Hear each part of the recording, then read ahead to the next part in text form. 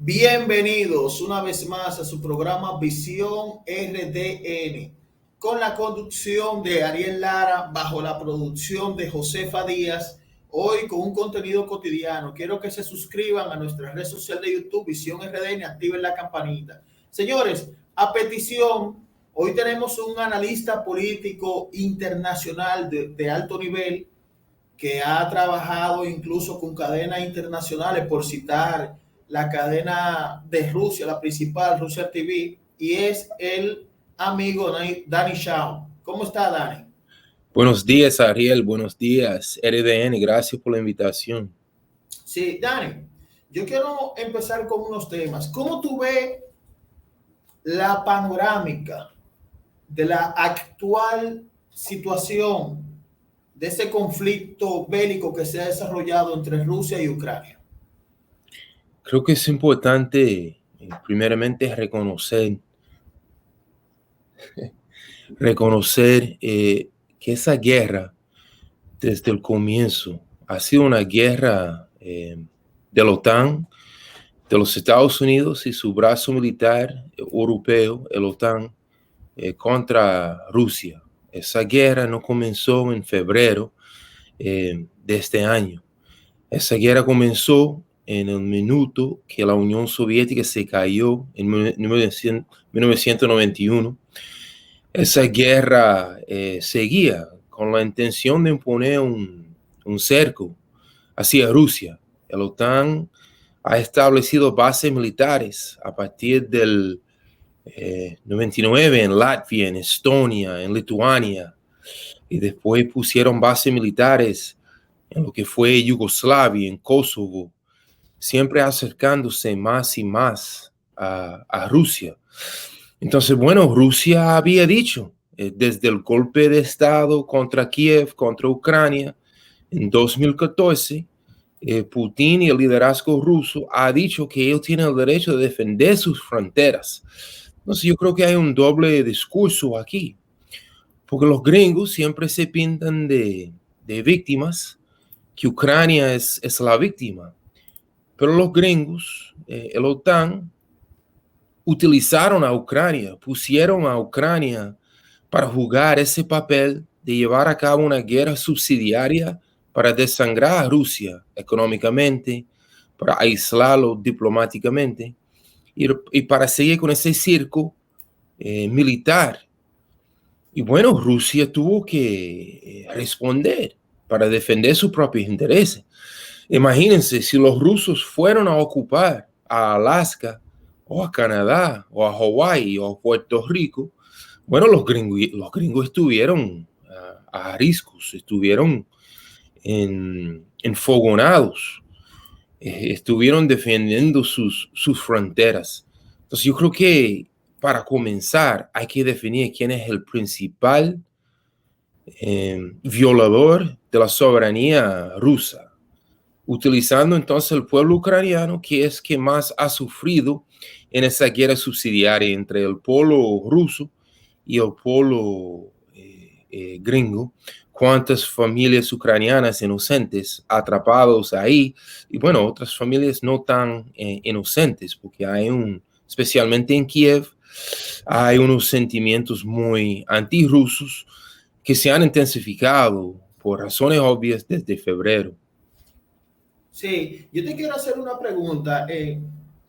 Se ha hablado y se ha establecido la posibilidad de que Suecia y Finlandia pasen a ser parte de la OTAN, incluso sus respectivas presidentas, Shanna Marín y la que es apellida Magdalena Anderson, para entrar en contexto, ellas se han identificado con la OTAN, pero Vladimir Putin dijo que puede haber un problema grave.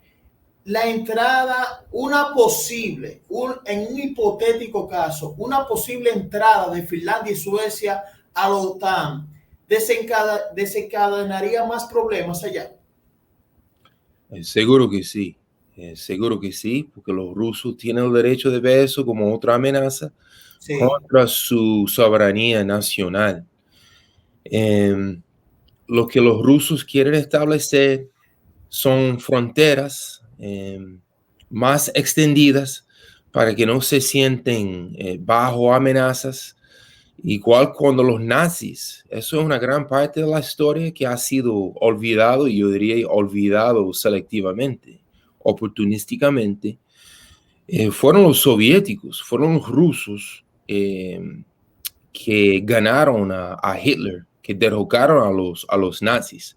Siempre se habla de los 6 millones de judíos que fueron asesinados y masacrados en los campos de concentración, pero nunca se menciona los otros 6 millones en Europa, dirigentes de sindicatos, mujeres feministas, socialistas, voceros, cuántos otros fueron masacrados. Y jamás se habla de los 27 millones de soviéticos, de rusos, que defendiendo su patria fueron masacrados. 27 millones es una cifra bastante alta, astronómica, que ha tenido un efecto demográfico en la población rusa hasta el día de hoy.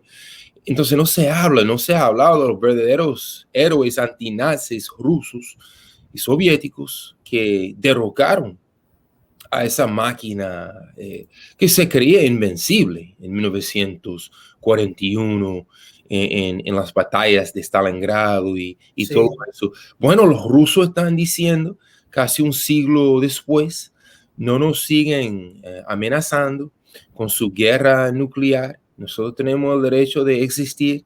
Muy simbólicamente, cuando se cumplió el milenio, Vladimir Putin asumió el poder precisamente a las 11:59 minutos de la noche en el 1999, abriendo ese nuevo siglo, ese nuevo milenio, con otra dinámica, con un ruso no cobarde, porque eso fue el plan de los Estados Unidos utilizando la OTAN con la caída de la Unión Soviética.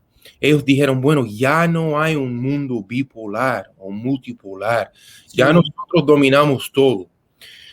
Yo escribí en el 98, yo fui un estudiante extranjero en la Pucamaima, en Santiago. Yo escribí una tesis que la globalización nunca fue globalización. La globalización fue más gringoización y más bobalización. Fue un dominio casi mundial de lo que fue ese imperio norteamericano. Y bueno, los rusos se despertaron de nuevo 8 o 9 años después. Y mantengo esa tesis, que esa palabra globalización siempre fue un euphemism. En inglés decimos euphemism. Me supongo que en el castellano es igual, eufemismo. O sea, es un doble discurso. Los Estados Unidos nunca reconocieron su agresión contra Rusia en el tablero mundial. Ellos han querido dominar cada pieza, sea una pieza bastante pequeño o pobre como Granada o como Haití. Me refiero a la isla de Granada, sí, donde invadieron en 1983 con Reagan.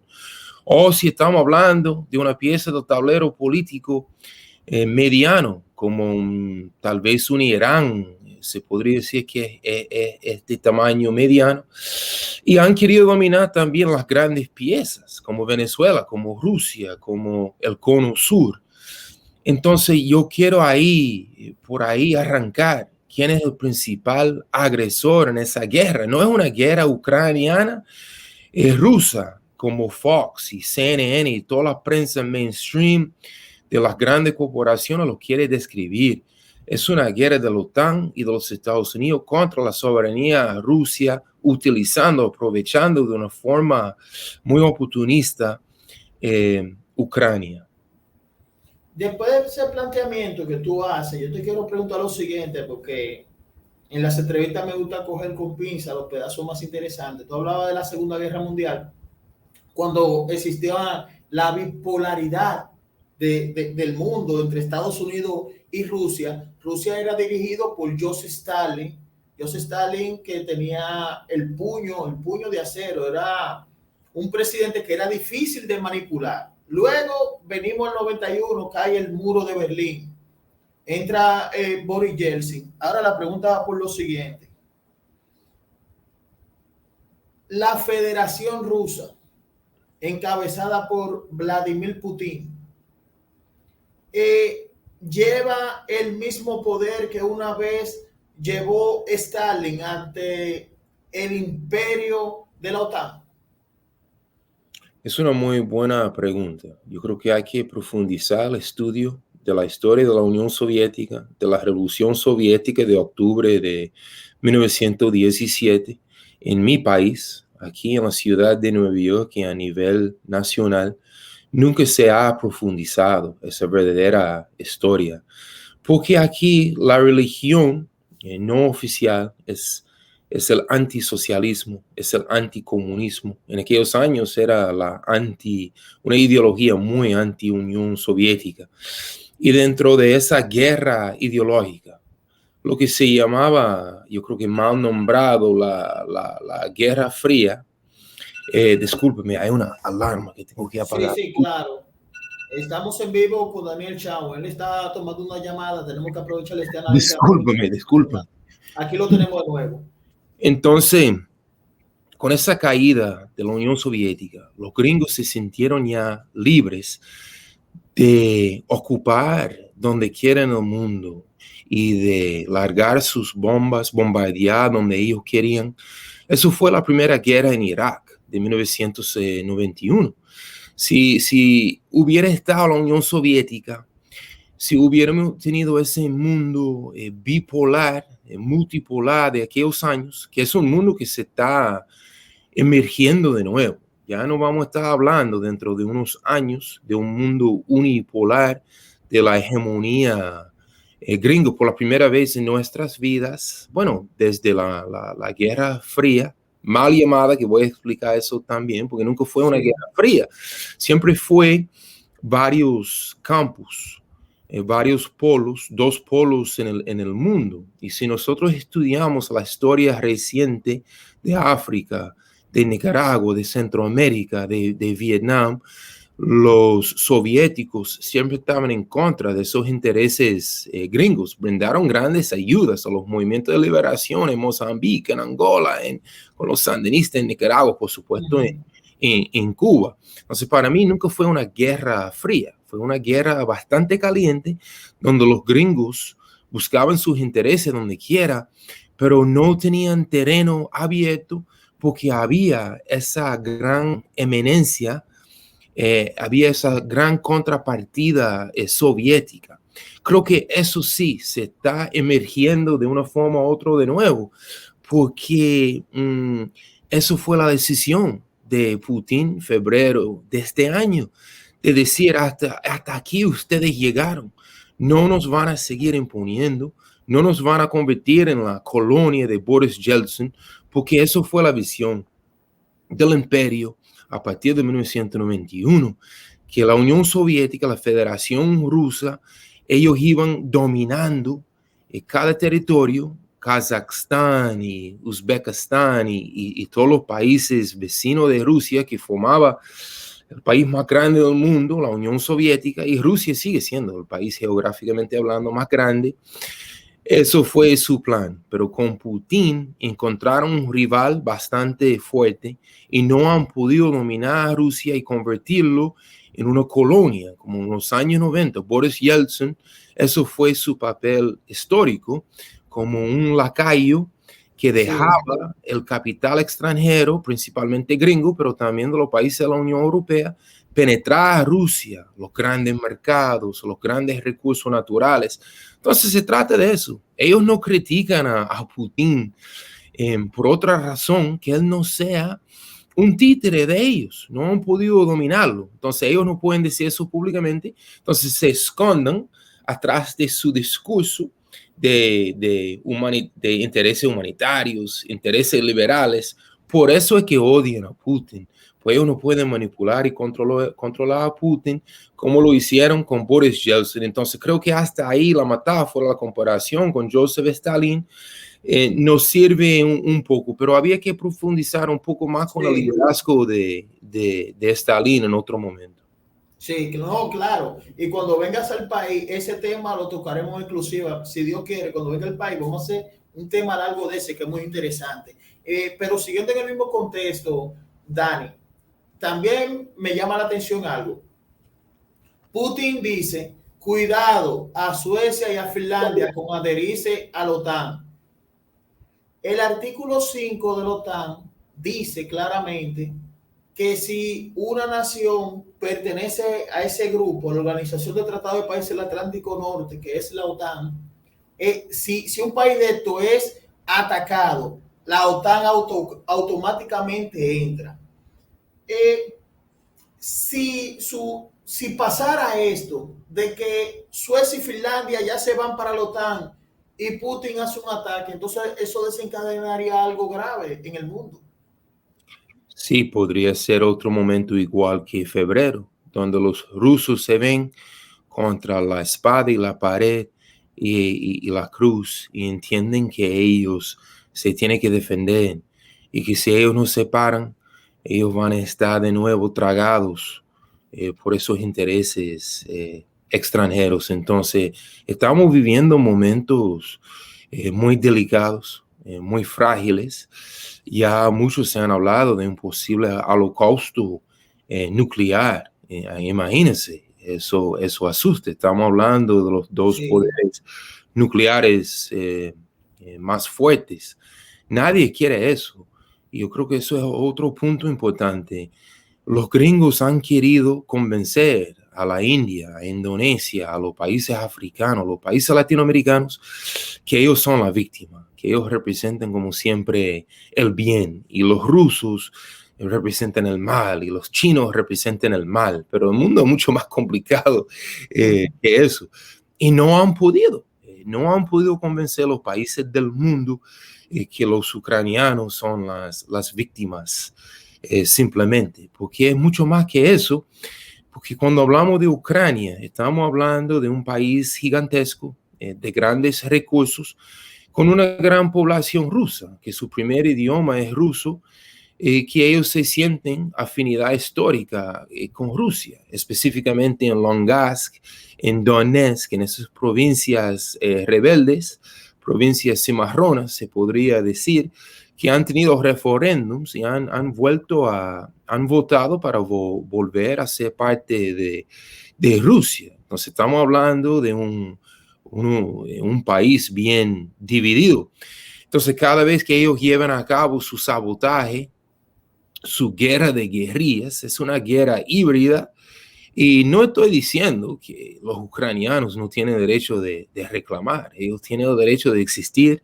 Hay que ver bien esa cuestión de la autodeterminación de Ucrania, de un punto de vista histórico y todo, pero lo que sí sabemos, por cierto, es que eso no tiene nada que ver, los intereses de los gringos no tienen nada que ver con la soberanía ucraniana, sino que oportunísticamente, vilmente, están utilizando a Ucrania, igual que ellos quieren utilizar a los otros vecinos, como Finlandia. Finlandia tenía una base del fascismo, del nazismo también. Había un tiempo que las élites finlandeses tuvieron un acuerdo con los nazis, un acuerdo antisoviético.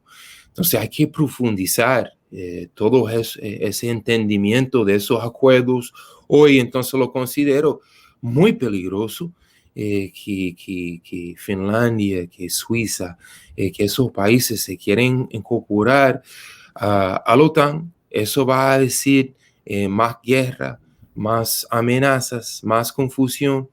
Y bueno, los gringos son muy arrogantes porque ya han mandado 115 mil millones de dólares a esa guerra subsidiaria. O sea, estamos hablando, esta misma semana ya se pasó otro paquete de 50 mil millones de dólares. Entonces yo quiero analizar esa política interna estadounidense, porque aquí en mi país es imposible, es casi imposible tener una conversación crítica, un diálogo de esta forma como usted y yo estamos hablando ahora mismo. Con el Fox, con el One America, esos son los noticieros más de la derecha a favor de Trump. Ahí no se puede casi decir nada positivo o crítico de lo que está pasando con Rusia y Ucrania. Y bueno, con el brazo liberal, con CNN y el New York Times y el Wall Street Journal, mucho menos. Inclusive la semana pasada había una carta 30 de los demócratas progresistas, de las más izquierdistas, entre comillas, firmaron una carta, realmente una carta tibia, de un sentimiento que decía, bueno, Biden va muy bien con esa guerra, sigue con la estrategia militar y paramilitar y la estrategia subsidiaria, pero nosotros, los más progresistas, consideramos que la diplomacia es también importante. Y nada más por mencionar diplomacia con Rusia, ellos fueron atacados, los 30 se echaron hacia atrás, borraron sus firmas, salieron con otra carta de nuevo para complacer al establishment demócrata y Sí. ya no se hablaba nada de diplomacia. Entonces nosotros preguntamos, señores, en esos momentos de esa rivalidad nuclear, ¿cómo no va a haber diplomacia? Y la respuesta de Washington es que no, con Putin no se puede hablar, que Putin es un fanático y no es propaganda. El verdadero agresor es mi gobierno. Ahora, tú como norteamericano que explica eso y con datos, Dani, que tú eres muy preparado, yo te voy a hacer la siguiente pregunta ahora, porque contigo nacen preguntas espontáneas. La gente, esta entrevista, este conversatorio con Dani es instantáneo. Aquí no se cuadraron preguntas ni respuestas, sino esto es instantáneo, todo va fluyendo. Ah, te sonó mi teléfono ahora. Y sonó tu teléfono para que tú veas que no es un guión. Entonces, Dani, te voy a hacer una pregunta ahora que tú tocas la diplomacia de los Estados Unidos. Me llama la atención algo. Con Donald Trump, China no se atrevió a atacar a Taiwán en ese tiempo, o sea, a sonsacar a Taiwán. Rusia no estaba en problema de lleno con Ucrania todavía, pero Corea del Norte, incluso Donald Trump visitó a Corea del Norte y a Corea del Sur y junto a los dos presidentes. Irán en ese momento había parado su carrera nuclear y Trump en ese momento, siendo presidente, cae Abu Bakr al-Baghdadi, jefe del Estado Islámico. Y la pregunta va por lo siguiente: ¿qué diferencia tú puedes establecer entre la diplomacia actual con Anthony Blinken, que es una gente, o sea, él es muy preparado, brillante, tiene mucha preparación, y un Mike Pompeo que no tiene la preparación diplomática de Blinken, pero en un sentido dio más resultados? Ajá, sí, muy interesante hacer esa comparación. Tenemos un dicho en inglés, Trump was a loose cannon. Trump no era muy predecible, no era un politiquero profesional. Ahora, en el ámbito económico, sí, es un capitalista muy establecido, con su propia fortuna por encima de 3.5 mil millones de dólares. Es un multimillonario, un billionaire, como decimos en inglés, pero como político, como presidente, es verdad. Aquí, según el sistema norteamericano, ¿verdad? Hay cierta cosa que no se puede hacer y Trump lo hizo. Imagínense que la verdadera clase dominante, los verdaderos élites de Washington y de CNN y del New York Times, el verdadero establishment político de Washington, ¿verdad? Trump llegó y escupió encima de ellos, no les respetó. Y si Trump decía, bueno, yo voy a Pyongyang y yo voy a Corea del Norte, Trump lo hacía. Y ellos ahí, Dios mío, es el presidente de los Estados Unidos. Como que nosotros queremos guerra, queremos agresión, queremos justificar todas nuestras bases militares. Los gringos tienen 28,000 soldados norteamericanos en la frontera con Corea del Norte. Imagínense sin ni siquiera consultar con los servicios de inteligencia, como es la CIA y la DEA y todo. Trump va allá como si fueran unas vacaciones personales a buscar sus propios intereses sin consultar con el Pentágono, el Departamento de Estado. O sea, para ellos fue como que algo que no era posible conceber. Y vamos a recordar, señores, que Trump decía, ¿por qué voy a tener una guerra con Rusia si Rusia tiene tantos recursos donde se puede invertir y sacar provecho y explotar el níquel y el oro y el petróleo?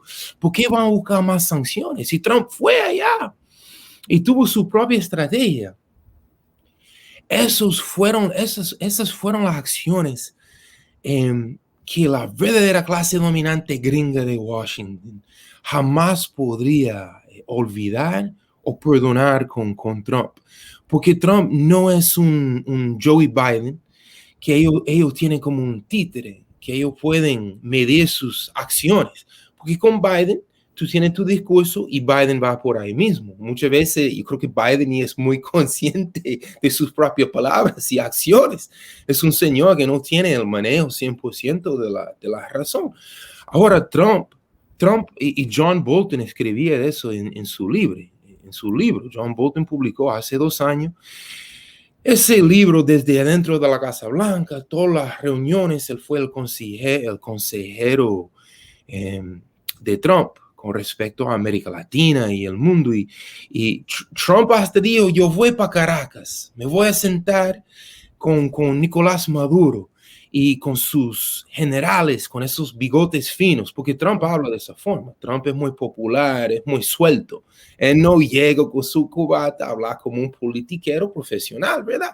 Imagínense en Washington con toda su guerra y sus sanciones y con su intención de tumbar el gobierno de Nicolás Maduro.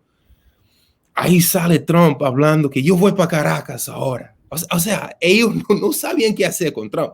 Entonces, la guerra contra Trump, esas invasiones a mar a lago, el papel del FBI, porque el FBI podría atacar a Hillary Clinton, si ellos quisieran. El FBI podría encontrar cuántas mentiras y crímenes de los Clinton, de los Obama, que sí o qué. Entonces, yo creo que es una campaña bastante selectiva, porque ellos han definido el populismo de Donald Trump. Él podría ganar en el 2024, pero si lo están censurando por donde quiera, Trump no tiene derecho de estar. Ahora, tal vez con Elon Musk, que logró comprar precisamente en esta semana, tal vez Trump vuelva. Trump fue una de las voces más populares en el mundo, con más seguidores en Twitter. Ellos no podían controlarlo por Twitter. Por eso han hecho tantos ataques contra él, porque él salió de la línea. Igual que Bolsonaro ahora casi salió de la línea, porque la democracia tradicional tiene sus reglas, tiene sus normas. Si se pronunció que Biden ganó, y se puede debatir quién ganó o no, pero la verdadera clase élite entendió que Biden había ganado con ese sistema raro de nosotros, donde no es por voto, donde es por el colegio electoral. Colegio electoral, sí. Nosotros mismos no entendemos ese sistema. Muchas veces me piden explicar eso en la prensa. Nosotros no lo entendemos. No hay nadie aquí que está de acuerdo. Nosotros queremos una democracia participativa, como tienen otros países. Pero bueno, esa es nuestra realidad y viene desde el tiempo de la esclavitud. Pero bueno, por ahí sí, fue cierto. Biden ganó por creo que fueron unos 7 millones de votos, pero en el colegio electoral fue algo más complicado. Y cuando Trump no reconoció el resultado, ahí se convirtió en la amenaza más grande para ellos, más la insurrección, el levantamiento paramilitar del 6 de enero de ya hace que 2 años. Ellos no han perdonado a Trump hasta ahora. Oye, ahora que tú me hablas de eso, yo también voy a seguir en el tema de Rusia a nivel diplomático. Un ejemplo, la República Dominicana, que ha sido en su momento el primer socio comercial de Estados Unidos de nosotros y luego Haití. Porque Estados Unidos es quien manda la mayoría de remesas a los dominicanos de allá. Ahora yo te pregunto lo siguiente. El presidente Abinader, Luis Abinader Corona, tuvo una posición en cuanto a la visión de Rusia y Ucrania. Él se identificó a la clara con la política de los Estados Unidos. No se manejó. Le dijo, bueno, es Estados Unidos, que es el primer socio comercial. Te pregunto, esa identificación que vimos Anthony Blinken, que celebró eso, secretario de Estado. Aquí en Santo Domingo, Robert Thomas, jefe de la embajada americana, le dio visto bueno a la posición de Abinader. Esta posición nos pondría en una lista negra de Vladimir Putin. Está fuerte. Bueno, no creo que las ambiciones de Vladimir Putin llega a eso. Lo que ellos han demostrado es que quieren cuidar sus intereses, sus fronteras. No creo que él tiene ambiciones hegemónicas en República Dominicana o en Haití. Quiero hablar de Rusia un poco en el ámbito internacional. Se tocó un tema muy interesante a través de las últimas semanas de las banderas rusas ondeando en Puerto Príncipe a través de Haití. Bueno, mira, yo me levanté a las 6 de la mañana y nosotros preparamos esos letreros allá en Puerto Príncipe y esas banderas rusas. Pero no fue una invitación a Vladimir Putin a invadir a Haití ni nada de eso. Fue como, bueno, en inglés tenemos esa expresión del dedo del medio, the middle finger, ¿verdad? Sí. Fue un middle finger a los Estados Unidos. Fue una forma de decir, vete para, ya tú sabes, a los Estados Unidos, ondeando esa bandera. Fue una forma de los haitianos decir, ustedes, los gringos, no son nuestros amos. Nosotros podemos llamar a otras potencias, porque Rusia es la contrapartida, es el contrapeso hegemónico contra los gringos, ¿verdad? Entonces los haitianos, analizando lo que es la política internacional y las relaciones internacionales, definieron a Putin como alguien que podría económicamente, militarmente y diplomáticamente contrarrestar los intereses gringos. Entonces, por eso esa bandera, que yo nunca agarré la bandera en las calles porque no sería apropiado como norteamericano en Haití, pero entendí el simbolismo. Son los rusos y los chinos también que pueden votar contra el voto gringo en las Naciones Unidas, en el Consejo Supremo, ¿verdad? Entonces, hay que definir a Rusia y Putin, ¿verdad? Yo estuve en varias conferencias en América Latina, inclusive en Caracas y en Quito, y muchas veces cuando se hablaba de Rusia, cuando se hablaba de Putin, el público se levantaba y había un aplauso, porque ven a Putin como, bueno, hay una expresión en inglés, ¿verdad? Creo, no es apropiado traducirlo, pero como que el hombre que puede, como el tipazo, un tigre, un matatán, ¿verdad? Para entrar aquí en República Dominicana le dirían el que tiene los cocos. Yo quería decir algo así, pero no sabía si era apropiado, ¿verdad? Claro. Porque en inglés decimos que el tipo tiene 3 y ya tú sabes qué, ¿verdad? Sí. Entonces, ellos ven a Putin como un tipo que no le va a aguantar humillaciones de los gringos, porque los gringos por tantas décadas han ido donde quiera en el mundo, han bombardeado, han ocupado, han dejado sus soldados. Y para Putin decir, no lo van a hacer. Bueno, eso le dio mucha esperanza, inclusive a los haitianos. Entonces, viene de ahí. Rusia es un símbolo a nivel mundial y ya no se puede hablar del mundo unipolar. Ahora, la realidad de la República Dominicana, ellos, tu nación, tu patria, sigue bajo el yugo norteamericano. En el sentido económico, diplomático, militar. Yo inclusive cada vez que llego a tu tierra, yo publiqué un libro de todo eso que el público puede leer y investigar, que se llama Los Santos de Santo Domingo, Resistencia Dominicana en la época del neocolonialismo, pero pienso escribir otro artículo al libro. República Dominicana, la última neocolonia estadounidense.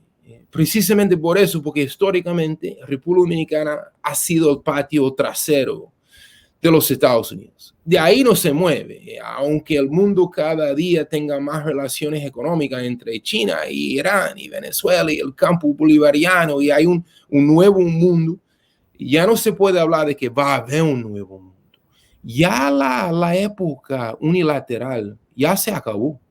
En el momento que Putin dijo, ya, vamos a invadir a Ucrania, ahí mismo se acabó que ellos tuvieron esa capacidad. Ahora los gringos están haciendo todo para desangrar a Rusia. O sea, 115 mil millones de dólares, pero cada día hay encuestas aquí y el público nuestro está en contra de esa guerra subsidiaria que está no solamente desangrando a la economía rusa y cada día pone más sanciones contra Rusia, pero ¿quién es los Estados Unidos para sancionar? Ellos son sancionados por quién? Por Dios, para estar sancionando con tu país. Y cuando ellos son los principales agresores, sea en China, sea en Rusia, y hay que profundizar ahí con China. Hay que buscar las informaciones demográficas y históricas y sociológicas de la relación de Taiwán con China, porque yo he estado en China, no tengo un dominio del mandarín, pero llegué a profundizar mis estudios en mis investigaciones en China, que Taiwán viene siendo como un Wisconsin o un Florida o cualquier estado de los Estados Unidos. Bueno, Taiwán es parte de China. Entonces ahora vienen los gringos con su gran campaña mediática, propagandística y militar. ¿Ustedes creen, señores, que los gringos son sinceros con su defensa de Taiwán? Es sencillamente la forma, la justificación ideológica para ellos seguir atacando a China, justificar más bases militares, porque han hecho un circo militar a China también. Pero, Dios mío, ahora ganó Lula en Brasil, están las BRICS. Las BRICS reúnen los intereses económicos de Rusia, de la India, de China, de Sudáfrica, que tiene una economía más pequeña, y también de Brasil. Esos 5 países juntos, imagínense, esa es la pesadilla de los gringos, que esos otros países se pueden encontrar. Y China lo ha hecho de una forma pacífica. China no está bombardeando a nadie. ¿Por qué los gringos están tan molestos con China? Porque el próximo siglo, este siglo, hay un refrán allá con Xi Jinping en China. Ellos han dicho que el siglo XXI es el siglo chino. Y eso es algo que los gringos no van a aguantar, señores. No, ya en el final de esta entrevista, con eso que explica de ese grupo emergente, donde está Brasil, Rusia, India, China y Sudáfrica, hay que destacar algo, que la superficie total de los kilómetros cuadrados asciende a 39 millones. Tienen una población de más de 3 billones. O sea, y se habla posiblemente de que en vez de llamarse BRIC, en un futuro pueda ser BRISCA, porque Argentina se está acercando mucho a ese grupo. Yo creo que la primera visita de Lula puede ser para Argentina, para seguir movilizando diplomáticamente ese campo emergente. Sí, muchas gracias, Dani. Aquí siempre estamos convocados. Esto va a tener varias ediciones porque el tema es largo. Y como tú eres profesor de Derecho Internacional, tú no vas a edificar a todo, pero de verdad brillante y sabes que cuenta con este medio. Espero te sientas bien. Gracias por la invitación. La próxima vez sí, podemos profundizar más con Irán, con China, porque esas son discusiones y conversaciones interesantísimas. Gracias, Ariel. Gracias, RDN. Muchas gracias. Hemos tenido a Dani Shaw, analista político internacional, una persona que ha trabajado con cadenas internacionales de alto nivel y en Visión RDN. Suscríbanse a nuestro canal Visión RDN, activen la campanita de notificación y como siempre le digo, hasta la próxima.